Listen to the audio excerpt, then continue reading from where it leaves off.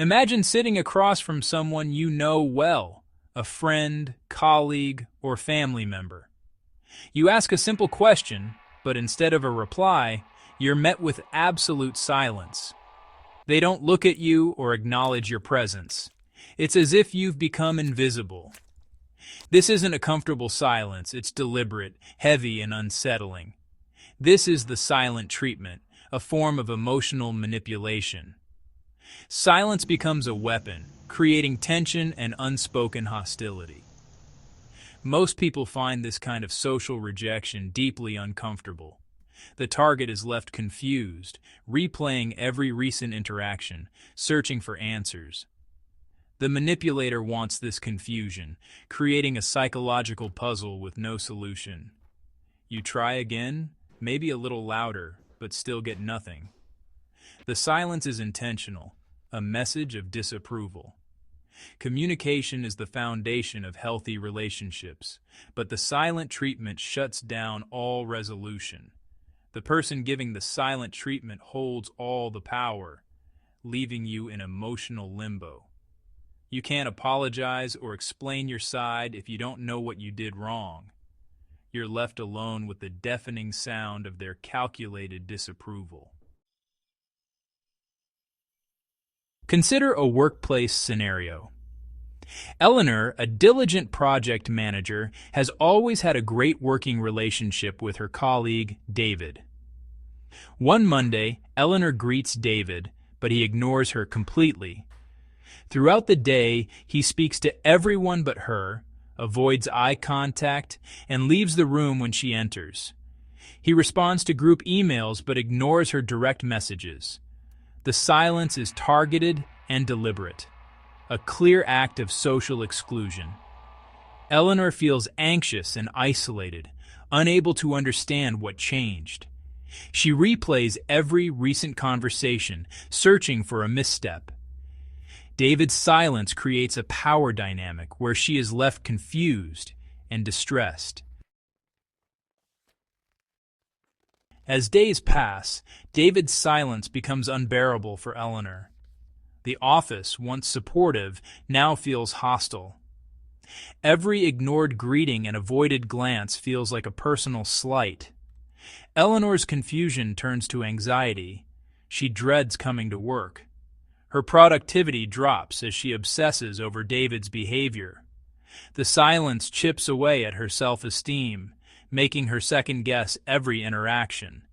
The emotional toll is real: sleepless nights, headaches, and constant fatigue. The unspoken message: you don't matter enough to be spoken to. After a week, Eleanor tries to address the issue directly. She asks David if they can talk, but he coldly replies, "There's nothing to talk about. I'm just busy." This dismissal intensifies her self-doubt. She questions her own perception. Is she imagining things? Is she too sensitive? The manipulator's denial makes her feel like she's the problem. Eleanor becomes hesitant in meetings, her confidence fading. The silent treatment poisons her entire work environment. She's left walking on eggshells, constantly anxious. David's silence forces her to do all the emotional work, while he remains in control.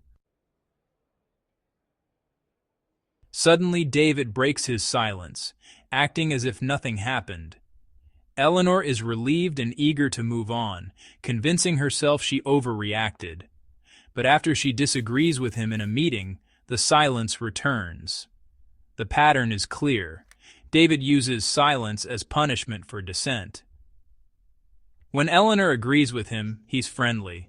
When she challenges him, he withdraws. The silent treatment is a tool to enforce compliance and control. Eleanor realizes it's not about her sensitivity. It's about his need for dominance. The punishment is emotional pain, teaching her to avoid conflict. Over time, she learns to suppress her opinions to avoid being shut out. The silence conditions her to give up her voice. It's a damaging method of control that erodes self-worth. Why is the silent treatment so effective? Humans are wired for connection. Social inclusion is essential for our well-being. Being ignored triggers ancient alarm bells in our brains, signaling a threat. Neuroscience shows that social rejection activates the same brain area as physical pain. The manipulator uses this knowledge to inflict distress. By withholding communication, they create confusion and hold all the power. The target is left desperate for resolution, while the manipulator remains in control. If confronted, the manipulator denies wrongdoing, gaslighting the target. The silent treatment is a cowardly but effective psychological weapon. Eleanor's realization that David's silence was a manipulative tactic changed everything. She stopped blaming herself and saw his behavior as a reflection of his own issues. With this clarity, the silence lost its power over her. When David resumed his silent treatment, Eleanor remained calm and detached. She greeted him professionally and focused on her work, refusing to react. By not showing distress, she rendered his tactic useless. The silent treatment only works if the target is visibly affected. Eleanor's refusal to play along shifted the power dynamic. David's silence now only isolated him, not her. Recognizing the tactic, she disarmed it. The lesson is clear. Healthy relationships address conflict through communication. Constructive silence is mutual and respectful, a pause to gather thoughts. The silent treatment, however, is punitive and controlling. It's a unilateral decision to shut down communication and create anxiety. Not all silence is harmful. Some is peaceful and restorative. The key is recognizing the difference. Does the silence feel calm or like punishment? Healthy silence respects boundaries. Manipulative silence seeks to control. The former builds understanding, the latter creates imbalance. Next time you encounter silence, ask, is this peace or punishment? That answer can change everything.